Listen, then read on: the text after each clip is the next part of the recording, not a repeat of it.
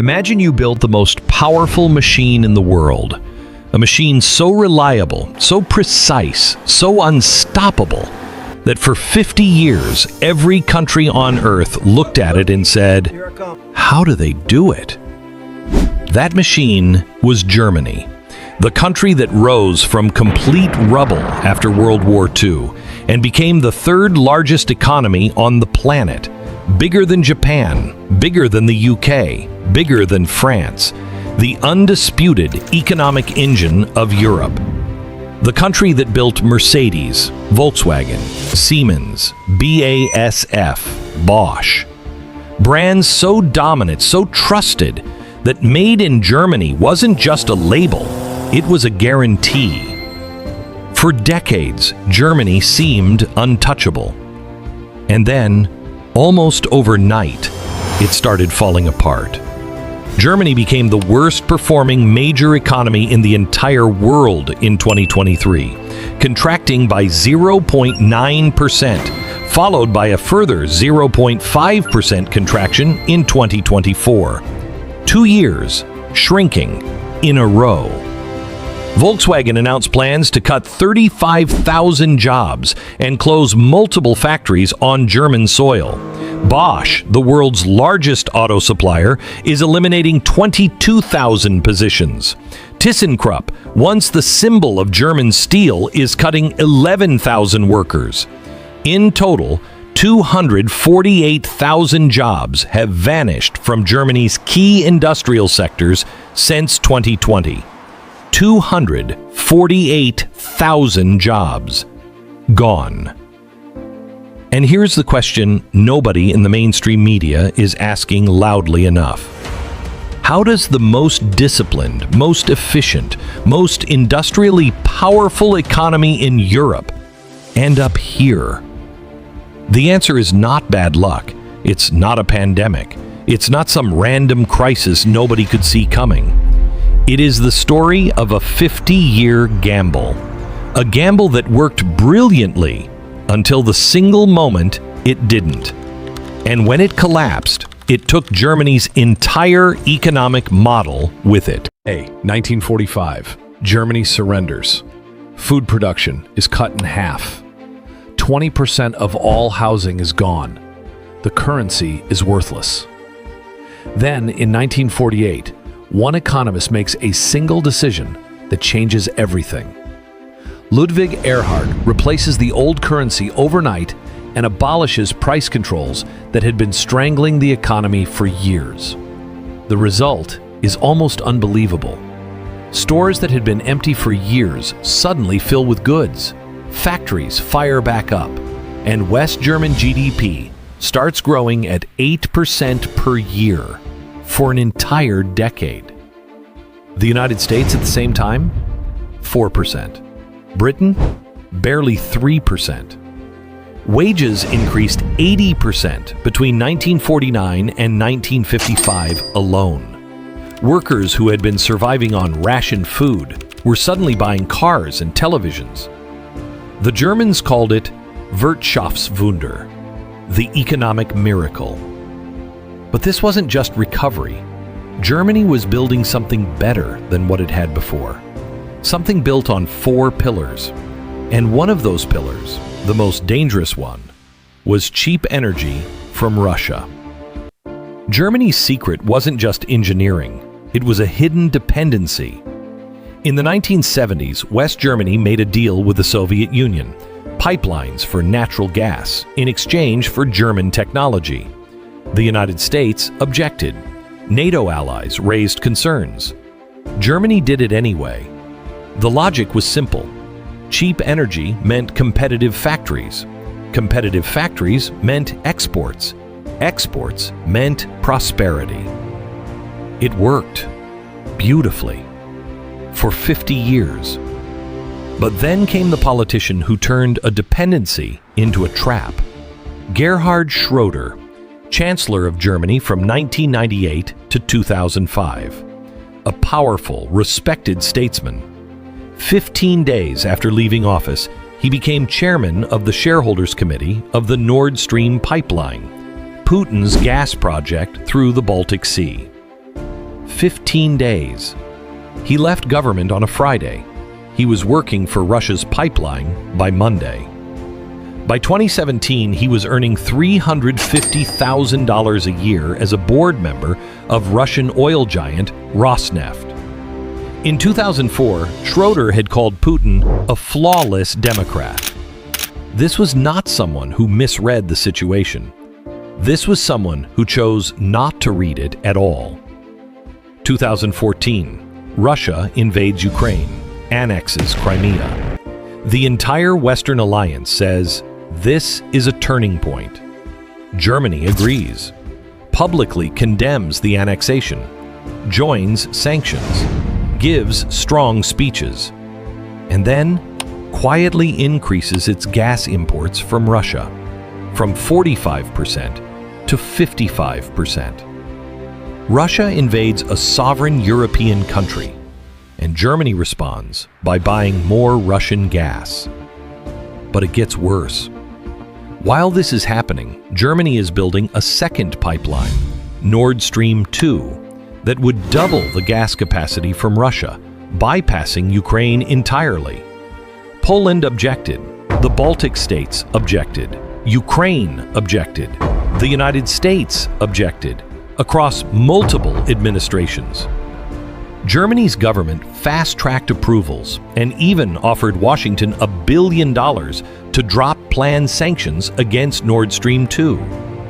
Germany offered America $1 billion to let Russia keep its grip on German energy.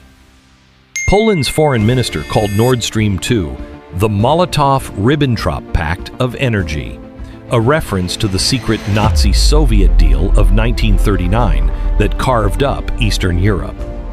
He wasn't being dramatic. He was being accurate. February 24th, 2022. Russia launches a full-scale invasion of Ukraine. Germany finally suspends Nord Stream 2. The pipeline it spent years defending, canceled overnight. But the damage is already done. Here's the question that stops people cold. How much of Germany's gas was coming from Russia when the invasion started?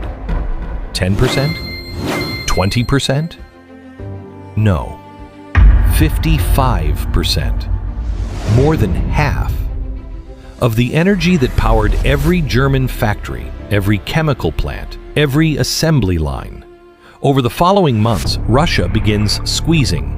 Gazprom cuts gas flows by 40%, then another 33%, accompanied each time by some technical excuse, a turbine issue, a compressor problem. Nobody was fooled. This was economic warfare. Germany declared a gas emergency, and then, on September 26, 2022, something nobody expected. Powerful underwater explosions destroy large sections of Nord Stream 1 and Nord Stream 2 beneath the Baltic Sea. The pipelines Germany spent decades building, defending, and depending on, blown up, sitting on the ocean floor. Who did it? Officially, unknown, to this day. But for Germany, it almost doesn't matter, because the result is the same either way. In 2022, German energy prices rose by 232% compared to the 2018 to 2019 average. Not 10%, not 50%, 232%. One cable manufacturer alone, energy costs went from 5 million euros to 20 million euros in a single year, quadrupled. Meanwhile, American competitors making the same products were paying a fraction of those costs. Without changing anything else, German manufacturing became structurally uncompetitive overnight. And then came the second collapse, one most people missed entirely. Germany's other great pillar wasn't just Russian energy, it was China. Trade between Germany and China grew 900% since 2001. German car factories hummed because Chinese consumers were buying BMWs. German chemical plants ran full because China's construction boom needed BASF's products. For 20 years, it was a perfect machine. Then, in 2015, Beijing published a document that should have terrified every German boardroom. It was called Made in China 2025, a 10-year plan to stop being the world's cheap manufacturer and become the world's best manufacturer. Targeting automotive, machinery, chemicals, exactly Germany's industries. The response from German executives? China can, at best, copy. We will always have an innovation lead. That belief is now rubble. In 2019, China was a net importer of passenger vehicles. By 2023, it was the world's biggest car exporter. 4 years. Chinese EVs aren't cheap copies anymore. They are genuinely competitive, with sophisticated technology and prices Germany cannot match. In June 2025, Chinese brands collectively outsold Mercedes in Europe for the first time. And inside China, Germany's most important market, German car exports collapsed 66% between 2022 and 2025. Volkswagen, which had dominated China for decades, dropped to third place in China's own market, behind 2 Chinese brands. BASF went from 8.4 billion euros in profit in 2019 to 225 million euros in 2023, a 97% collapse in 4 years. And while closing plants in Germany, BASF is simultaneously building a 10 billion euro factory in Guangdong, China, because energy and costs there are lower. German companies aren't just leaving, they're building replacements abroad. Energy gone, China gone, and now the third crisis, the one hiding inside Germany itself. Between 2010 and 2024, German federal legislation grew by 60%. A wind farm permit takes 6 years in Germany. In neighboring Denmark, 10 days. Labor taxes stand at 47.9%, second highest in the OECD. Over 210,000 Germans emigrate every year, 3/4 of them highly skilled. The result?